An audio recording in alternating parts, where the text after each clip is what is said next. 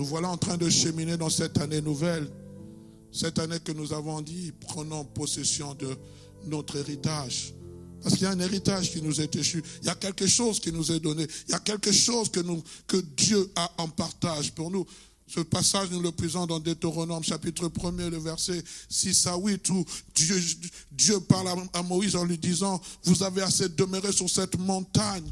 Tournez-vous, allez prendre possession de votre héritage, de ce à quoi je vous ai appelé. Dieu nous appelle à des grandes choses. Dieu nous appelle à la grandeur. Dieu nous appelle à des choses glorieuses. Dieu nous appelle à manifester sa gloire ici-bas sur la terre. Dieu se sert de l'homme pour que l'homme soit son ambassadeur ici-bas sur terre. Dieu se sert de toi. J'aime beaucoup quand Dieu prend Saul de Tarse, qui demain deviendra Paul, prisonnier de Christ. Il va dire à Ananias, lorsque vous êtes dans Actes chapitre 9, je pense, le verset 6, si ma mémoire est bonne, il dira ceci, va car cet homme est un instrument que je me suis choisi. Nous aurons le temps d'en parler. Et pour porter mon nom devant l'écran, c'est un instrument. Un instrument, c'est un objet avec lequel on se sert pour obtenir un résultat. Dieu veut obtenir un résultat avec nous. Dieu veut se servir de nous comme des instruments pour que nous puissions faire éclater sa gloire. Non pas à nous, maintenant donne gloire.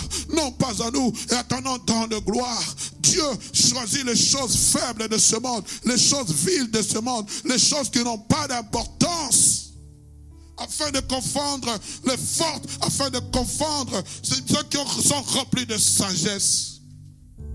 C'est pour cela, chaque jour, chaque matin, chaque fois que tu as l'occasion, chaque fois que nous avons l'occasion, bien-aimés, venons puiser dans sa présence. Parce que sans lui, nous ne pouvons rien faire. Et nous avons parlé des caractéristiques de ceux et celles qui doivent hériter les promesses. Je ne reviendrai pas, bien-aimés. La première des choses, nous avons dit, ça doit être une personne active. Deuxième des choses, une personne de foi. Et le dimanche passé, nous avons parlé, elle doit être une personne mature. Elle doit être une personne mature.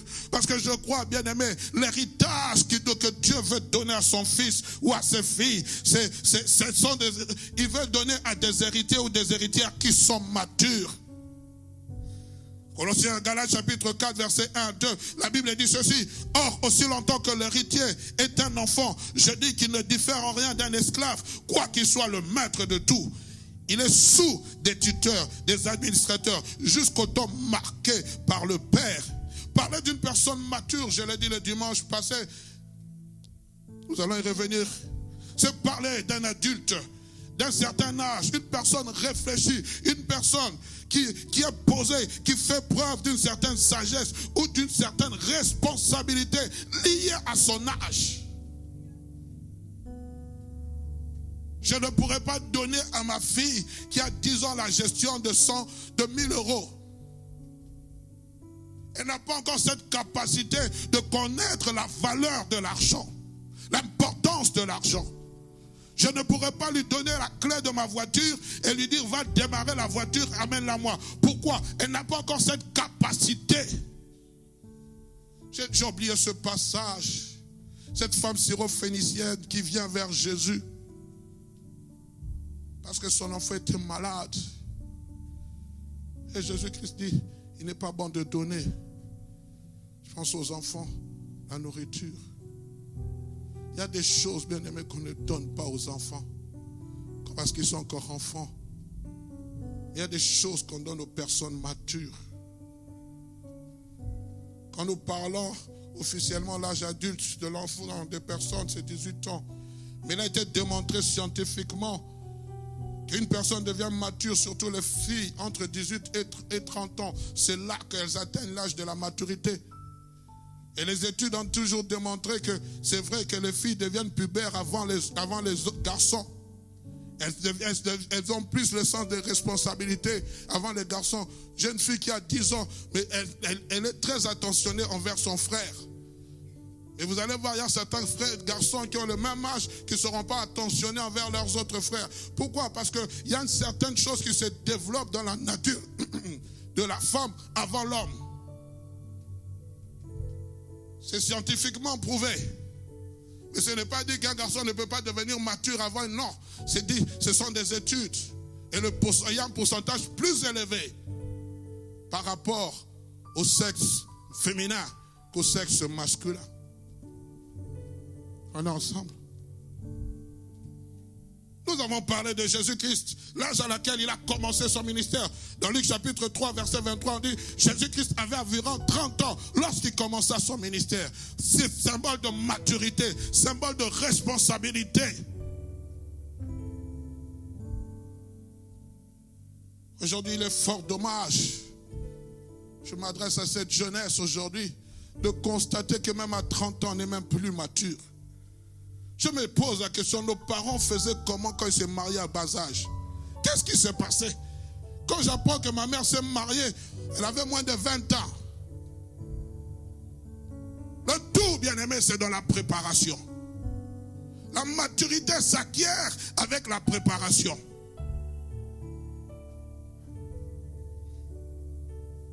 Je suivais le témoignage. Il était une fois où mon épouse me disait, quand je me suis fiancé, j'avais à peine 23 ans. Et moi, j'avais 30 ans. Oh, non, 29.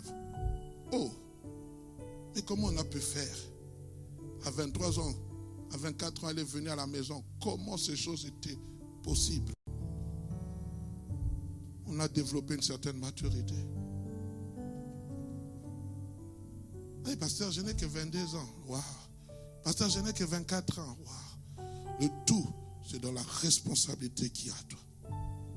Quelle est ta vision? Quelle est notre vision sur ce monde? Quand je l'ai dit, elle a dit oui. J'ai dit voici les projets que nous mettons en place. Je ne suis pas de celui qui encourage les fiançailles prolongées. Je le dis. Je ne suis pas de celui qui encourage. Parce que les fiançailles prolongées sont très dangereux. Positif, négatif. Surtout dans ces pays-ci. Vous avez votre appartement. Vous avez votre studio. Vous avez le quick, vous avez tout. Vous avez le froid. Vous avez les grèves de métro. Tu vas voir le frère. Oh, on dit non, il est dangereux de prendre le métro parce qu'on a trouvé qu'il y a un terroriste. On demande à tout le monde de rester à l'abri. Vous allez faire quoi? Pasteur, tu exagères. Non, frère. La Bible dit fouiller l'impudicité. C'est pour ça même cette thématique qu'on a donnée à nos jeunes. Nous devons faire très attention. Les amis, on ne blague pas avec le péché. On ne joue pas avec le feu. On ne joue pas avec le feu. Oh pasteur, tu parles parce que tu... Non, c'est pas que je ne vous fais pas confiance. Je ne fais pas confiance à cette chair. La chair a des faiblesses. Même moi-même aussi, je ne fais pas confiance à cette chair. C'est pour cela, dans mon bureau, j'ai mis des caméras. Oui, parce que je ne fais pas confiance à cette chair. Oh non, pasteur, il y a eu un attouchement. Ah non, Seigneur, garde-moi de ces choses. Je veux être préventif. On peut dire au nom de Jésus, c'est vrai. Mais Dieu nous donne l'intelligence et la sagesse pour savoir éviter ces choses avant de dire au nom de Jésus. Quand vous entrez dans mon bureau, il y a une caméra. J'ai demandé qu'on la mette exprès. C'est braqué sur vous. Non, il faut que je me préserve. Avec tous les scandales qu'il y a aujourd'hui, je me retrouve dans un bâtiment seul avec le sexe faible. Mes amis, vous priez pour la personne, elle tombe.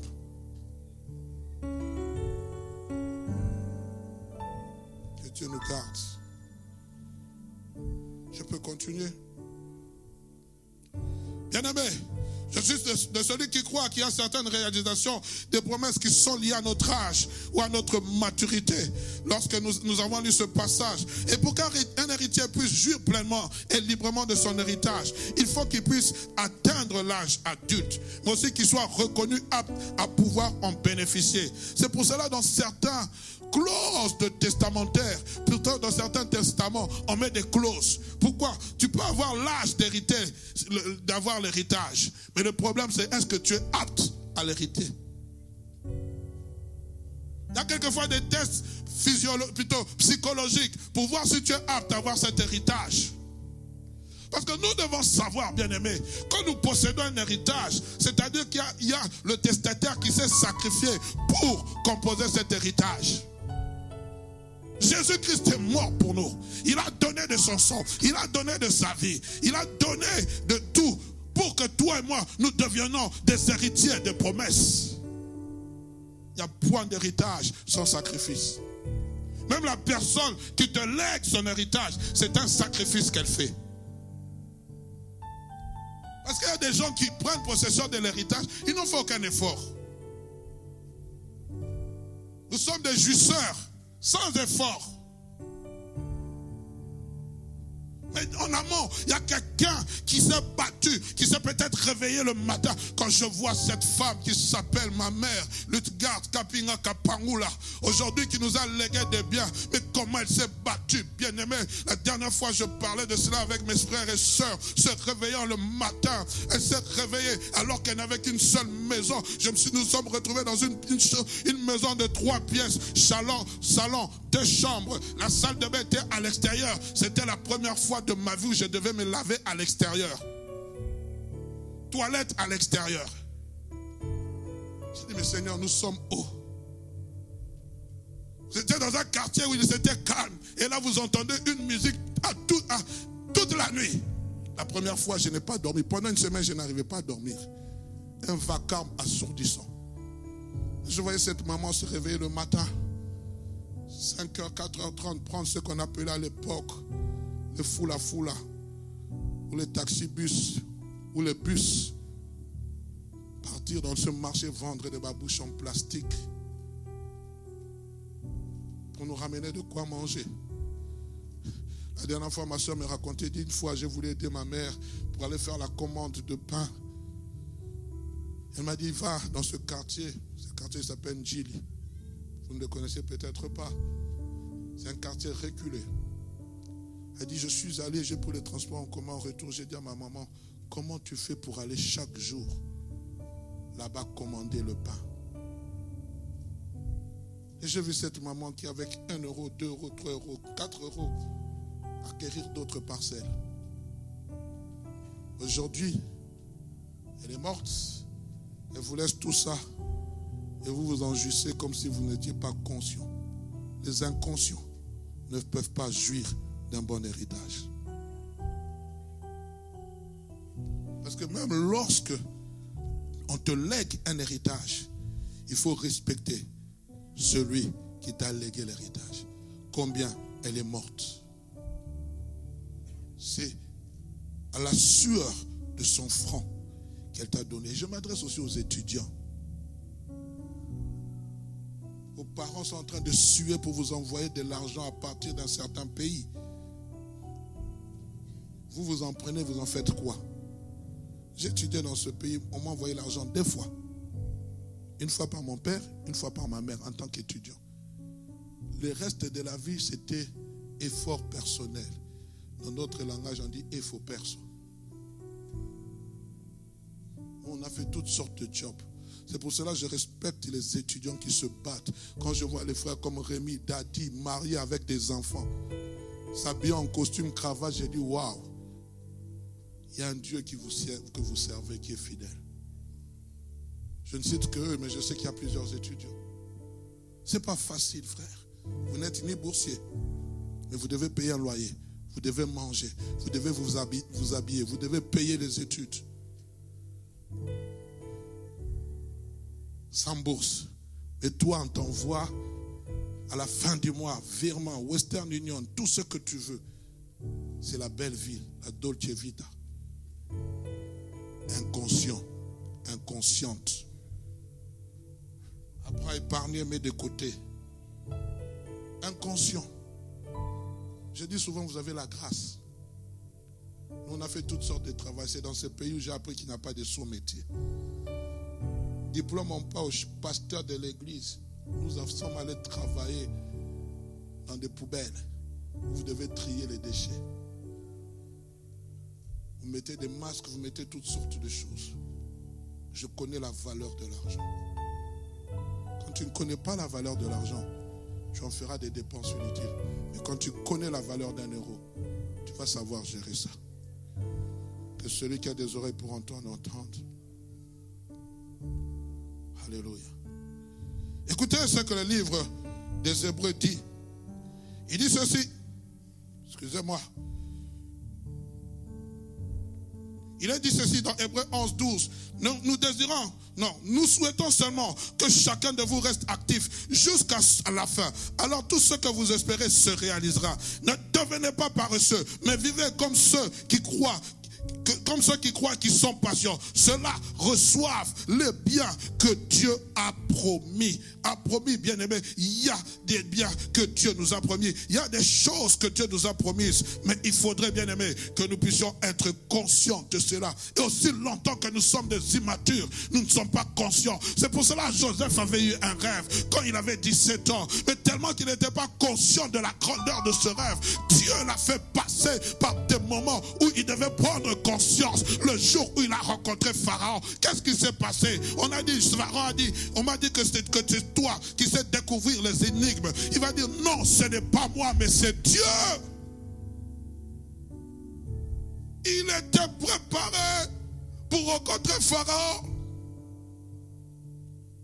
Il y a des gens, nous ne sommes pas préparés pour obtenir notre héritage.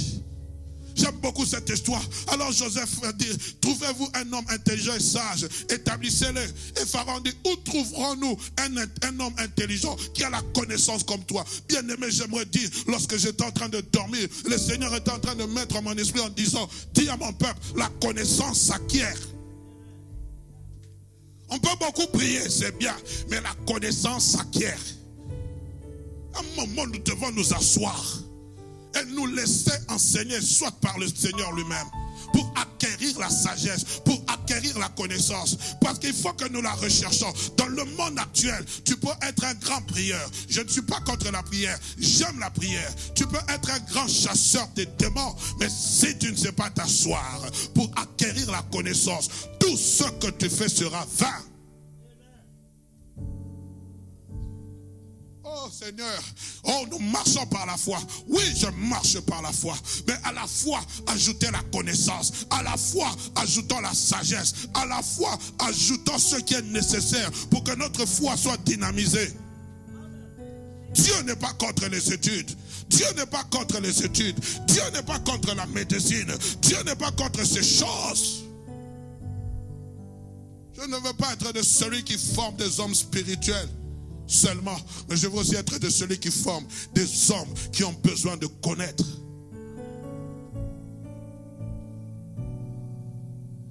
Joseph, je reviendrai sur l'histoire de Joseph le jour où le Seigneur me permettra. Quand vous lisez Joseph, vous allez voir dans sa vie, il y a eu 3 étapes importantes. C'était un homme spirituel, c'était un homme intelligent, mais c'était aussi un homme prévoyant. Et nous allons parler de ces choses parce que je dois parler à l'homme que vous êtes. Vous allez voir, c'est un homme spirituel. Les rêves qu'il a eus, c'était des rêves que Dieu lui avait montrés. Ça montrait sa spiritualité.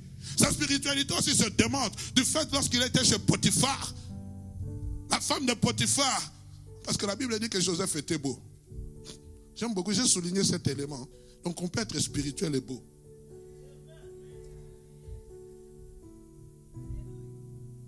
Il était beau de visage, il était beau de taille, il avait toute la beauté était en lui, avec lui, par lui, pour lui. Et la femme de Potiphar, si c'était Potiphera, je ne sais pas qui, est tombée amoureuse. Couche avec moi. Couche avec moi. Son but, c'était simplement de le faire tomber. Joseph va lui dire, ton mari m'a donné la gestion de tous tes biens, excepté sur toi. Et comment pourrais-je pécher contre mon Dieu? Comment pourrais-je pécher contre mon Dieu? Comment pourrais-je? C'était un homme spirituel. Craignant Dieu. Pourquoi? Parce qu'il avait une vision lointaine. Il voyait au-delà des attraits de ce monde. Que Dieu nous aide à voir des hommes et des femmes spirituels. Vous savez, bien aimé, quelquefois, s'il y a une chose qui me préserve, certes, c'est la crainte de Dieu. Mais quelquefois, je me dis, je commettrai cet acte. Donc, je vais tuer mon ministère. Je vais tuer la vie des âmes. Je vais tuer la vie de l'Église. Mon nom sera sali partout. Je suis quelquefois étonné comment on sait que tu as commis une infamie. Demain, tu te lèves. Je ne sais pas, je ne suis pas meilleur que ceux qui le commettent. Je suis un jeune garçon là, qui aujourd'hui tout le monde est en train, je ne sais pas qu'est-ce qui s'est passé dans sa vie, il est en train de dire, j'ai prié, Dieu m'a dit que mon péché est pardonné. C'est bien, mais à un moment donné, il faut avoir ce cœur humble. Et aujourd'hui, nous avons des gens qui tombent dans le péché, qui n'ont pas le cœur humble, le cœur repentant. David, on vient l'annoncer par le prophète, Nathan, que tu as péché. Il a composé le psaume 51. Lisez ce psaume. Mais nous, tout est grâce, je suis sous la grâce de Dieu. Ne touchez pas mes oins, vous n'avez aucun pouvoir sur moi. C'est Dieu qui connaît mon cœur. Frère, arrête ces choses. Que Dieu nous garde. Priez pour moi, frère, que je ne tombe pas dans le piège de l'orgueil. Priez pour moi, que je ne tombe pas dans le piège de l'impudicité. Et vous aussi, quand vous venez me voir, ayez des tenues décentes, s'il vous plaît. Je suis déjà marié. On dit que l'herbe est toujours plus verte ailleurs. Je ne sais pas. Vous qui avez déjà goûté à cette herbe, vous savez.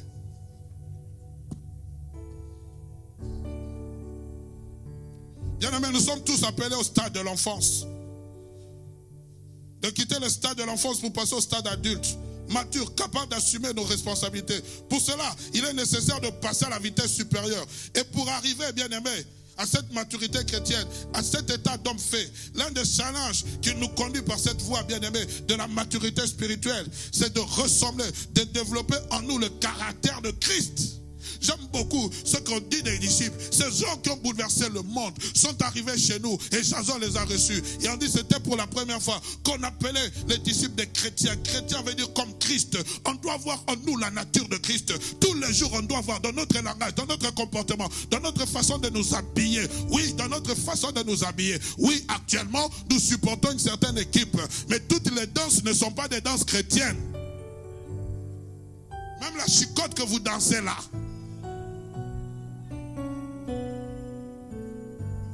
On peut supporter sans tomber, bien aimé, dans des choses inutiles. Maintenant, il y a des polémiques qui entrent. Est-ce qu'un chrétien peut danser chicotte? Chicotte, c'est une danse. Surveiller le fleuve, oui. Mais ça, non. Soyons sages, bien aimés. Que notre frivolité ne nous amène pas à nous égarer. Que notre joie ne nous amène pas à compromettre notre héritage. Les enfants d'Israël ont compromis leur héritage parce qu'ils se sont mélangés avec les païens. On peut se réjouir dans une fête. On peut se réjouir partout où nous allons. Ce n'est pas mauvais. On peut danser. Mais quelle danse danser?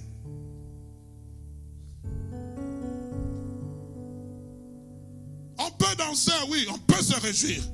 Mais faisons attention, n'oublions pas notre identité. Ton identité, elle passe partout où tu es. Elle ne s'arrête pas simplement à l'église. Dès que tu sors en ce lieu, c'est pour manifester ton identité. Dans tout.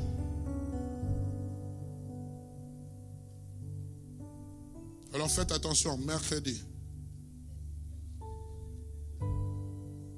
Si nous devons célébrer, célébrons pour la gloire de Jésus.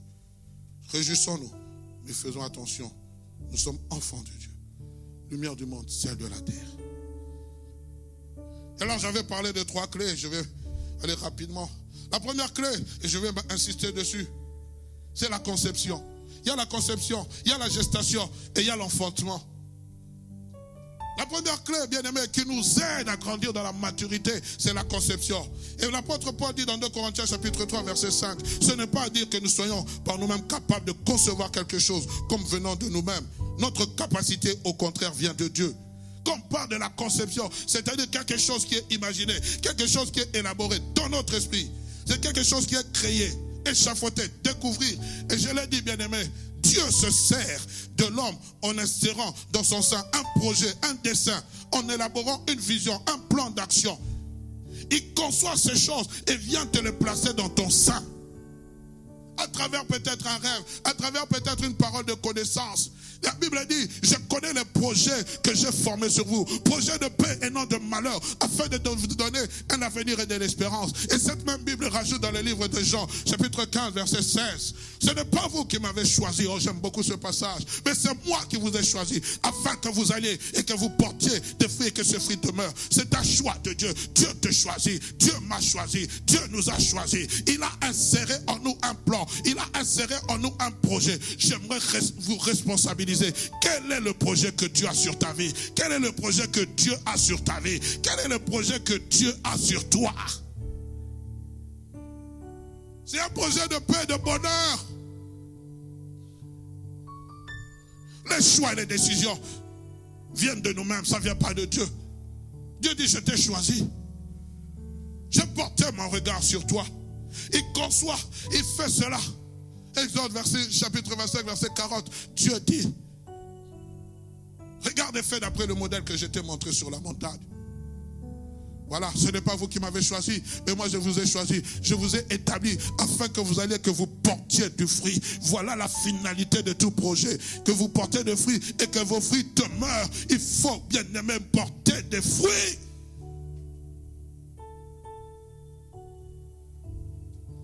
C'est pour cela qu'il est très important de connaître quelle est la volonté de Dieu sur nos vies.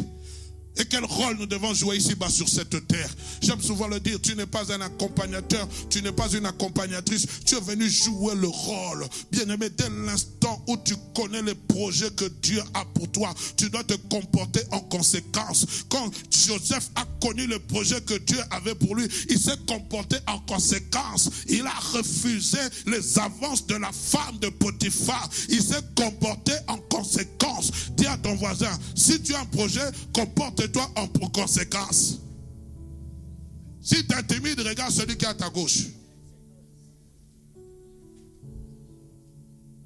Il faut te comporter en conséquence.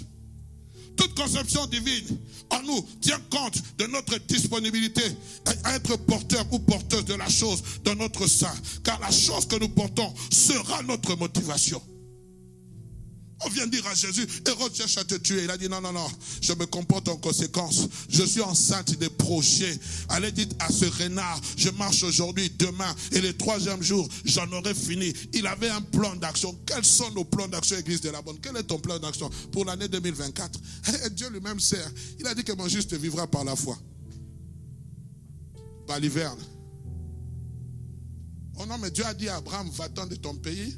Et va vers la maison que je t'ai montrée. Moi aussi, Dieu m'a dit d'aller. Oui, mais c'est bien.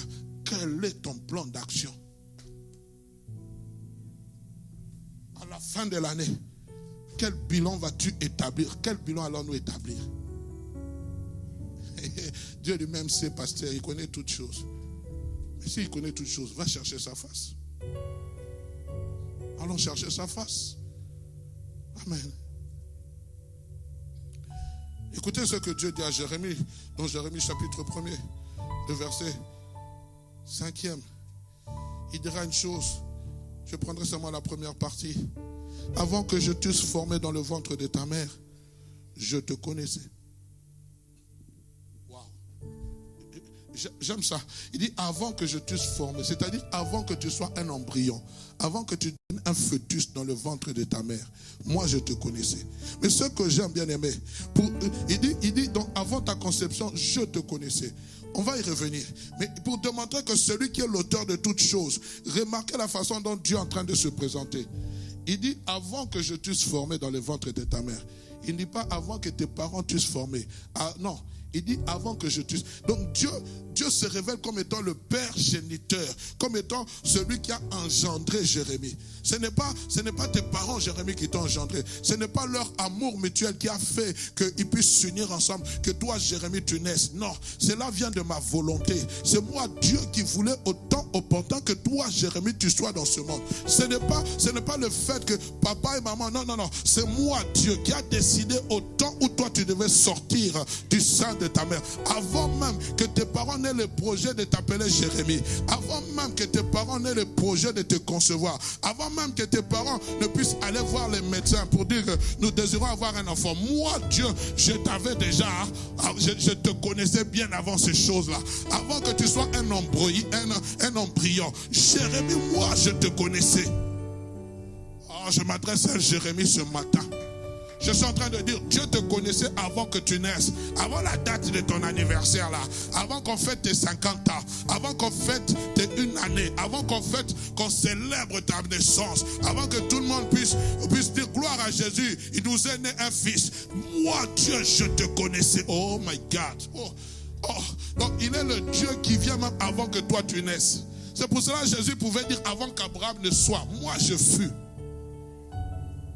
Rien de ce qui arrive dans ta vie n'est le fruit d'un hasard.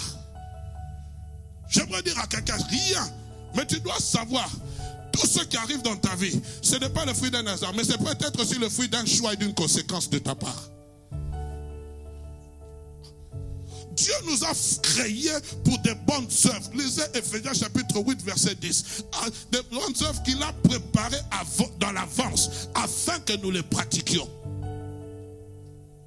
Donc il y a des choses que tu es en train de vivre aujourd'hui. C'est Dieu qui a permis que tu puisses les vivre. Si tu sais que tu es en connexion avec Dieu. Car l'Esprit rend témoignage à mon esprit que je suis enfant de Dieu. Oh non, pourquoi de tels malheurs m'arrivent? Pourquoi? Dieu seul sait. Je m'imagine Joseph en prison. Joseph qui est en train de voir, on en parlera. Joseph qui voit l'opportunité avec les chansons du roi. Il dit, souviens-toi quand tu paraîtras. Souviens-toi de moi quand tu paraîtras devant Pharaon. Et la Bible dit, les chansons l'oublient. Pendant 2 ans, tu peux lier les démons. Tu peux chasser les démons. Si Dieu a décidé qu'on t'oublie, on t'oubliera. On est ensemble? J'aimerais parler à quelqu'un. Le projet que forme Dieu dans ton cœur, il peut faire qu'on t'oublie pendant plusieurs années. Mais le jour où tu sortiras en hâte. Parce que lorsque les chansons est venu se rappeler de son oubli, la Bible dit, on fit sortir Joseph en hâte. On les rasa, on le fit sortir en hâte. Il y a des appels qui viendront, bien aimés, où même tu pouvais introduire des requêtes, on dit sans effet, rien du tout. Mais les jours où Dieu a décidé qu'on puisse t'appeler, tout se fera dans la hâte. Tout, tu ne vas pas comprendre. Tout viendra, ce sera comme un chamboulement des choses. On vient dire à Joseph, tu sors dans 1 heure. Oh, mais je n'ai pas introduit non, tu sors dans 1 heure, même pas 1 heure. On a dit le pharaon l'attend. Donc tout est, et vous savez qu'on est en train de les raser là. Ce n'est pas le barbier de la prison qui est venu les raser. C'est le barbier du roi qui est venu les raser. Quand Joseph devait se présenter devant le roi, ce n'était pas avec un habit de la prison qu'il devait se présenter. C'était avec des vêtements dignes de rencontrer le roi Pharaon. Je suis en train de dire à quelqu'un, Dieu est en train de préparer de bonnes choses pour toi. Pendant que toi, tu es en train de te lamenter, tu dis, mais qu'est-ce qui se passe? Dieu est en train de préparer un barbier, un coiffeur royal. Il est en train de préparer des habits somptueux. Pas des habits bon marché. Il y a des habits comme ça, donc de prêt à porter. Le couturier spécial céleste vient te faire porter ces habits. Quand Dieu est en train de te préparer dans les secrets, tu peux être en train de perdre les brebis de ton père. Mais un Samuel entre dans la ville. Il est en train de venir avec une onction qui n'était pas l'onction de Saoul, qui était une huile odorifiante, qui était simplement, spécialement préparée pour toi. Tu peux être revêtu des habits de brebis, des peaux de brebis. Mais lorsque l'onction va toucher tes vêtements, oh bien-aimé, l'odeur des brebis, j'annonce à quelqu'un, il y a une disparition de certaines odeurs. Quand l'onction de Dieu descend sur ta vie, my God, il se passe des choses. Quand c'est ton temps, on peut te dire, où est celui qu'on doit rendre comme futur roi? Il n'est pas présent. Je ne quitterai pas ce lieu tant que je n'aurai pas vu ton dernier. Oh my God. Il y a des informations que Certains auront sur ta part, sans que toi tu sois au courant. Tu n'as pas donné ton CV, tu n'as rien donné, mais les gens viendront te chercher. J'annonce à quelqu'un des choses qui viennent, des choses agréables, une onction nouvelle. Si tu es d'accord avec moi, donne-moi un amen de gloire. Alléluia. Bien-aimé, en d'autres termes, ta venue n'est pas due à une union parentale. Voilà ce que Dieu fait de nous comme héritiers des promesses. Car nous sommes le fruit de la conception de sa volonté divine. Lesquels sont nés, non du sang, ni de la volonté de la chair, ni de la volonté de l'homme, mais de Dieu. Toi, tu es né de Dieu. Tu as été acquis par le sang précieux de Christ. Et la Bible dit dans Jean chapitre 6, verset 44, nul ne peut venir à moi si le Père qui m'a envoyé ne l'attire. Je le ressusciterai au dernier jour. Nul ne peut venir à moi. Donc toi, tu fais partie de la force d'attraction du Père. My God. Ce n'est pas toi qui es... Non, c'est le Père qui t'a attiré. Il est l'aimant, toi tu es le métal. Il était en train de passer le jour des grâces. Je me souviens, le 1er janvier 92, il est venu, il m'a saisi par sa grâce. Il m'a attiré. Alors les héritiers des promesses, ce sont les enfants qui ont été attirés par Dieu. Ce sont des fils et des filles qui ont été attirés par Dieu. Bien-aimé, il dit, je te connaissais. Nous allons finir parce qu'il y a la Sainte Seine. Connaître va au-delà d'avoir des références sur une personne qu'on connaît souvent dans les CV pour prendre connaissance, âge, sexe. Aujourd'hui, on va même plus loin. Caractéristiques de la personne, poids, adresse, etc. Non, quand Dieu dit je te connaissais, ce n'est pas de cela dont il s'agit. Dieu va jusque dans les détails les plus intimes, les plus personnels.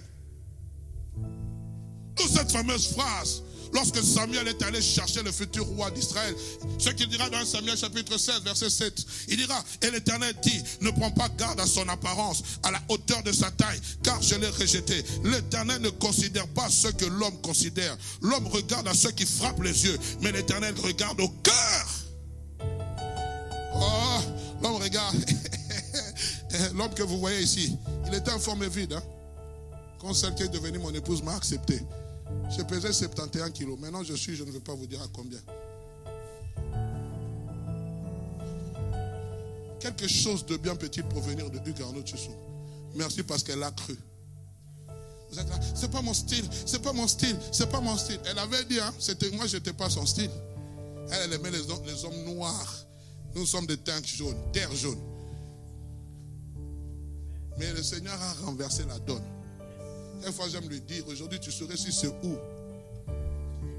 Grâce à moi, tu es devenu quelqu'un. Ah oui? Ah oui? Frère, quelquefois, il faut être fier de ce que vous êtes. Et c'est aussi réciproque. Grâce à elle, je suis devenu quelqu'un. Parce que quand on me regarde, dit, voici l'homme de Maman Tchissou.